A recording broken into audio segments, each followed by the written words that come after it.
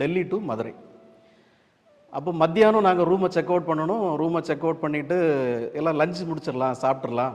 அப்புறம் வெளியே ஏதாச்சும் சின்ன ஷாப்பிங் போயிட்டு அப்படியே ஏர்போர்ட் போயிடலாம். ஏன்னா 3 hours பிஃபோர் ஏர்போர்ட் போனோம். ஸ்ரீநகருங்கிறதுனால ஏகப்பட்ட செக்கப், மல்டி லெவலில் செக்கப் அது. அதனால் 3 hours ஒரு 5 மணிக்கு ஏர்போர்ட் போயிடலாம், அதுக்குள்ளாடி சாப்பிட்றலாம் அப்படின்ட்டு எல்லோரும் ரெடியாக இருப்போம். என்னுடைய நண்பர் ஒருத்தர் ஒரு மருத்துவர், அவர் எனக்கு வயிறு சரியில்லை, நான் சாப்பிட வரல, நீங்களாம் சாப்பிடுங்க, எனக்கு வயிறு சரியில்லை அப்படின்னாரு. என்னாச்சு அப்படின்னு கேட்டோம்.